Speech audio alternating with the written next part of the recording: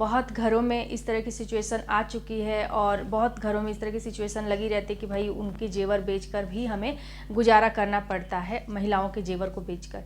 तो आपके घर में ये स्थिति ना आए, इस तक आप ना पहुँचे, उसके लिए आपको ये छोटा सा उपाय करना पड़ेगा।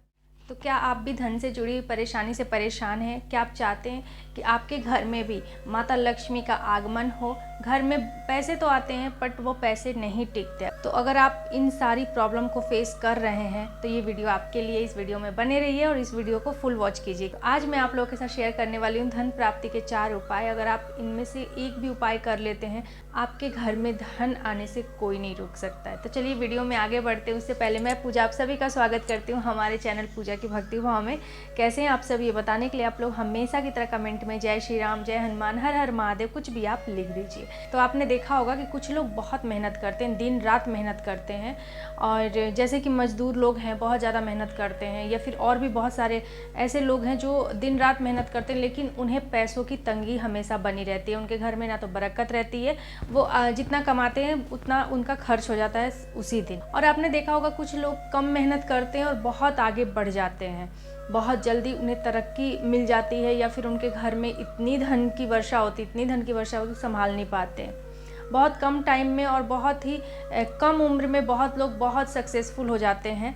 तो ऐसा क्यों होता है? बस एक तो आपको मेहनत करनी होती है, मेहनत, जी हाँ, फर्स्ट मेहनत, और दूसरा आपका किस्मत भी होता है कि लक आपका साथ दे दे।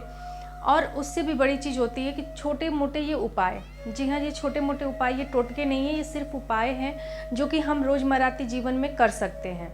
और ये सारी चीज़ें हमारे शास्त्रों में भी लिखी गई है। हमारे जो आप बुक उठा के देखेंगे उसमें भी ये सारी चीज़ें लिखी गई हैं कि क्या करना चाहिए, क्या नहीं करना चाहिए, किससे हमें बरकत मिलती है, किससे धन आगमन का रास्ता खुलता है। तो कल है गुरुवार, और गुरुवार को ये मैं 4 उपाय आप लोगों के साथ शेयर करूंगी कि आपको ज़रूर करना चाहिए। अगर इनमें से एक भी उपाय अगर आप करते हैं तो धन से जुड़ी जो भी समस्या है आपकी दूर हो जाएगी।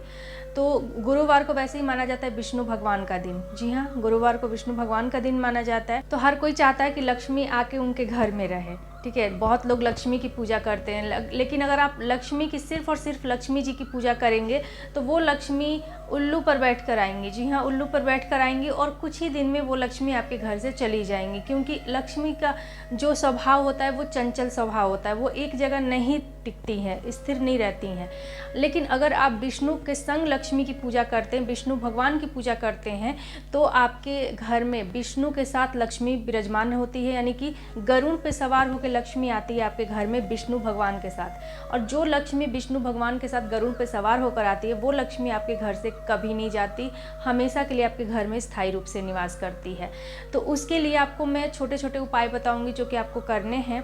पहले जान लेते हैं कि हमें गुरुवार के दिन क्या नहीं करना चाहिए। ये सारी चीज़ें हमारी आप गुरुवार का जो किताब है उसमें पढ़ सकते हैं, उसमें मिल जाएगा। जो बृहस्पतिवार का जो किताब है कथा का, उसमें मिल जाएगा क्या नहीं करना चाहिए। तो सबसे पहले आपको गुरुवार के दिन बाल नहीं कटवाना चाहिए, आपको नेल्स नहीं काटना चाहिए, आपको उस दिन केला नहीं खाना चाहिए, आपको उस दिन कपड़े नहीं धोने चाहिए, आपको उस दिन किसी को पैसे का लेन देन नहीं करना चाहिए। तो चलिए जान लेते हैं कि उस दिन हमें क्या करना चाहिए। तो उस दिन हमें केले का पूजा करना चाहिए, विष्णु भगवान का पूजा करना चाहिए, उस दिन हमें केले का दान करना चाहिए, उस दिन हमें गुड़ चने का दान करना चाहिए, गुड़ चने से बनी हुई वस्तुओं का दान करना चाहिए, या फिर भगवान को भोग अर्पित करना चाहिए। उस दिन हमें चने की यानी कि पीली वस्तुओं का सेवन भी करना चाहिए, यानी कि पीला कुछ बना के उस दिन हमें खाना चाहिए, पीले वस्त्र धारण करने चाहिए। उस दिन हमें विष्णु भगवान का विशेष पूजा पाठ, लक्ष्मी जी की पूजा पाठ करनी चाहिए। तो अब चलिए जान लेते हैं छोटा सा उपाय जो कि आप लोगों के लिए मैं लेकर आई हूँ।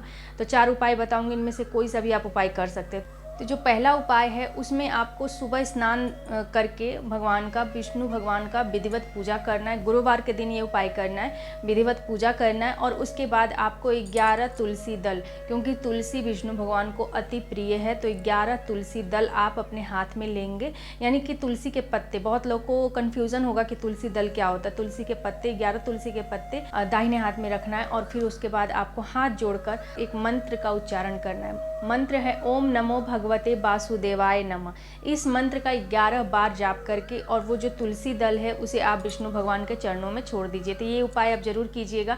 इससे क्या होता है, इससे आपका भाग्य उदय होता है, आपके घर में लक्ष्मी का आगमन होता है। दूसरा उपाय है कि आप गुरुवार के दिन स्नान करके विधिवत पूजा कीजिए विष्णु भगवान की। उसके साथ आपको तुलसी जी का ही उपाय मैं बताऊंगी, शेयर करूंगी इस वीडियो में।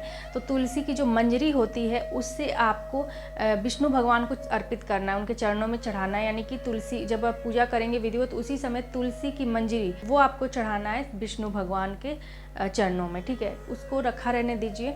जब सुबह में आप पूजा करते हैं शाम तक रखा रहने दीजिए। फिर आप शाम को उसे उठाकर और पीले कपड़े में, पीला नया कपड़ा होना चाहिए, पुराना कपड़ा नहीं, पीले नए कपड़े में आप उसको लपेट कर बांध कर आप अपने तिजोरी में रख दीजिए। इससे क्या होगा, इससे आपके आय में वृद्धि होगी, आपके घर में धन आने के मार्ग खुल जाएंगे। एक और उपाय मैं आपको बता देती हूँ, तुलसी जैसे ही जुड़ा हुआ ये भी आपको गुरुवार को ही करना है। चाहे कोई, मतलब जरूरी नहीं आप चारों उपाय करें, इनमें से किसी एक उपाय को आपको करना है। पूजा पाठ करने के बाद ही तुलसी का जो जड़ होता है उस जड़ को आपको विष्णु भगवान को अर्पित करना है और उसके बाद उस जड़ को पीले नए कपड़े में बांध कर उसको या तो अपनी तिजोरी में रखिए, तिजोरी में भी रख सकते हैं और अपने घर के मुख्य दरवाजे पे भी टांग सकते हैं। इससे क्या होता है, इससे भी लक्ष्मी की आगमन होती है।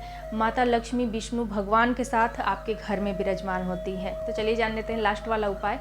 तो कभी कभी क्या होता है कि हमारे घर में धन की इतनी किल्लत हो जाती है, हमारी स्थिति इतनी डवाडोल हो जाती है, मतलब यही कह सकते हैं इतनी ख़राब हो जाती है कि हमें अपने जेवर तक को बेचने पड़ जाते हैं। जी हाँ, बहुत घरों में इस तरह की सिचुएशन आ चुकी है और बहुत घरों में इस तरह की सिचुएशन लगी रहती है कि भाई उनके जेवर बेचकर भी हमें गुजारा करना पड़ता है, महिलाओं के जेवर को बेचकर।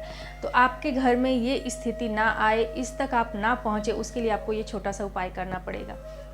आपको क्या करना है, आपको जो आपके जेवर हैं, जो भी आपका सोना चांदी गहना है, उसको आप गुरुवार के दिन अपने घर में जहाँ आप रखती हैं वहाँ से निकाल के, या फिर आप अपने लॉकर में रखते तो वहाँ से ले आइए और फिर आप उसको पीले कपड़े में लपेट कर, नया पीला कपड़ा में लपेट कर उसको हल्दी से तिलक कीजिए और फिर आप विष्णु भगवान का स्मरण करते हुए 11 बार ओम नमो भगवते वासुदेवाय, ओम नमो भगवते वासुदेवाय नमः, इस मंत्र का आपको 11 बार चैट करना है। और उसके बाद ये जो आपका धन है, स्त्री धन जिसे कहा जाता है, ये धन आपका कभी नहीं बिकेगा पूरी ज़िंदगी में। कभी ऐसा कभी मौका आएगा ही नहीं कि उसको बेचना पड़े। तो आप इससे आपके घर और वृद्धि होती है। जो सोने चांदी में अगर आप ख़रीदना चाहते हैं और आपके ऐसी हालत नहीं है कि आप ख़रीद सकें और जो भी आपके पास है उसको बेचने तक की नौबत आ गई है, तो ये उपाय को आप ज़रूर करें। और महिलाएं बिल्कुल चाहती हैं कि उनके पास ज़्यादा से ज़्यादा इस तरह का धन हो, यानी कि सोना चांदी उनके पास ज़्यादा से ज़्यादा हो। तो आप डेफिनेटली इस उपाय को कर सकती हैं और इससे लाभ होता है। 4 से 5 गुरुवार तक आप करके देखिए, जहाँ आपको बेचने की नौबत आ रही थी वहाँ आप नया लेकर आएंगे मार्केट से। तो वीडियो में इतना ही। वीडियो अच्छी लगे तो लाइक और शेयर करें इसे अपनी फैमिली फ्रेंड के साथ। और हाँ, चैनल पे न्यू है, फर्स्ट टाइम इस वीडियो को देख रहे हैं तो सब्सक्राइब करके यहाँ पे जुड़ जाइए। यहाँ पे आपको इसी तरह की वीडियोस मिलती रहेगी। मिलती हूँ मैं आप सबसे अपनी ऐसी एक और नई वीडियो के साथ। तब तक के लिए जय श्री राम, जय हनुमान, हर हर महादेव।